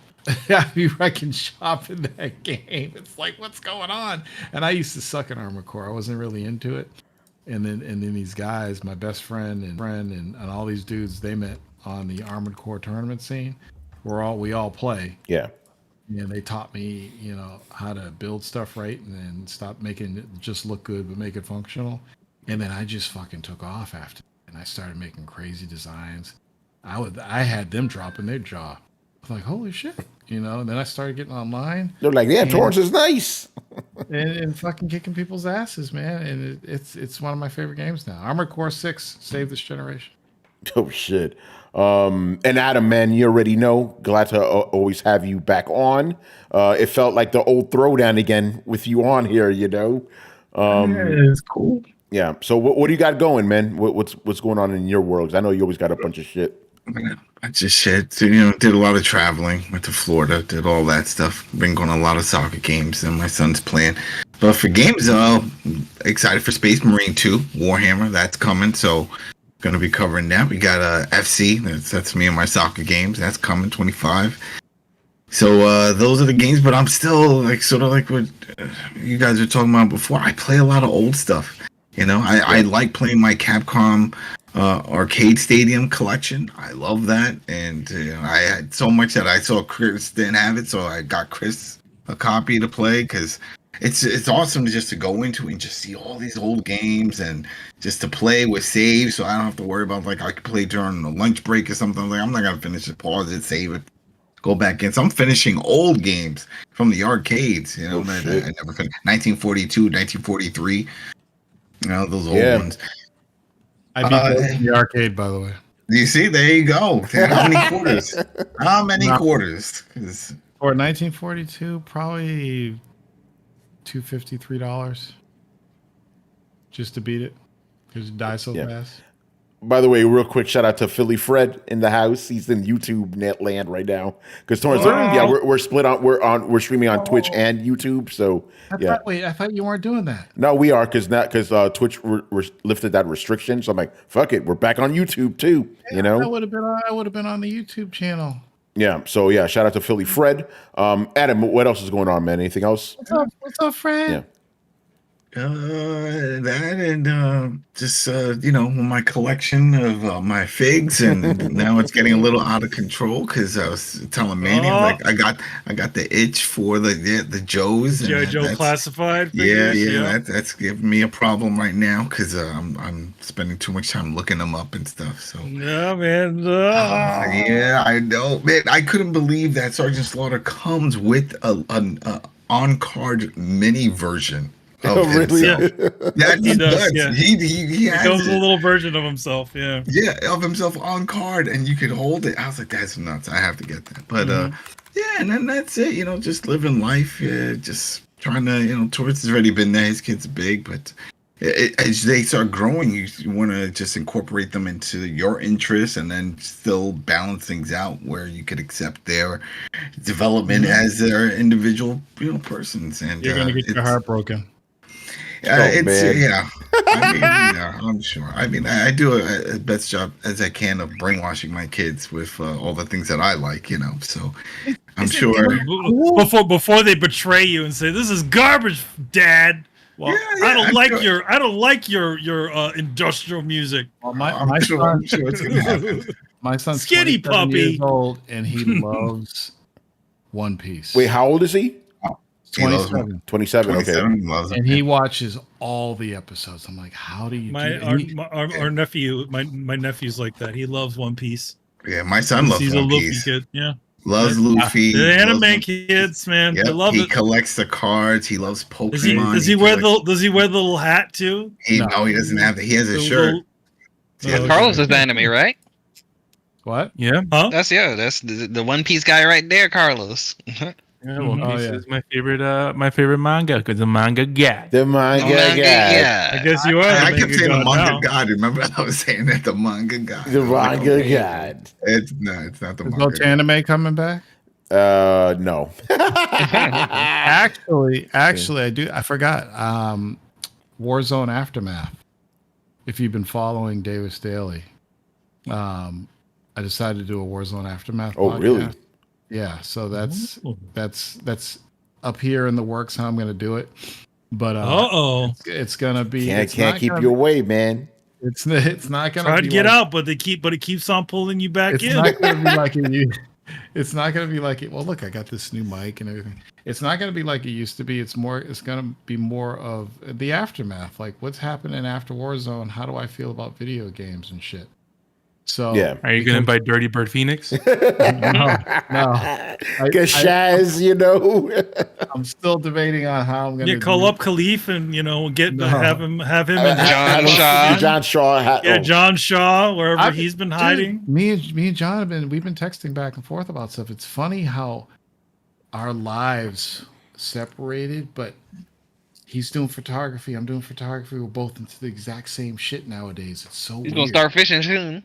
Well, he had a as I remember he had a pretty damn good camera when we were out at E3. He does. He's like me. He's got a bunch of equipment. He takes damn good pictures too. You got to go look at his Instagram profile. Well, I mean, we did see those pictures from the Adult Expo from like 20 years ago. No, he's got new stuff. He's got some. You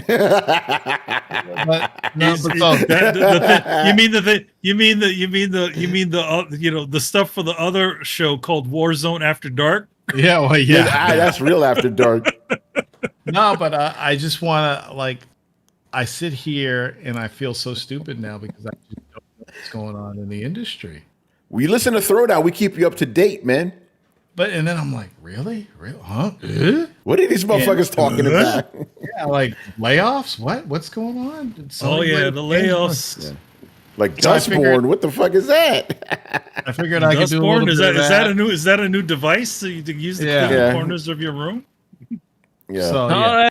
Torrence, a lot has changed in the industry. Women can drive now here. I'm disgusted. No. Look at it. Look at the effect that Jagon had on everybody. He really did, man. Amazing. He did. I can't talk about PC components without hearing his fucking head. It's like hearing his voice, like the CUDA cores. It's the new Intel Core processor. You know, it's like everything. You know, it's the motherboard. Congrats, everybody! I forgot to say this. Congrats on your 500th episode. You guys passed Warzone. Yeah, we did. Not only did we pass Warzone, Torrence, we passed every single podcast you ever had combined. Yeah. That was also one of my goals. I'm like, I'm going to surpass all that shit. I don't know how He's you like, guys I'm gonna doing just, it. I would beat Torrence Davis. Because you guys did 400, then Throwdown did 90. Oh, we still got a little bit more to go because we got to be.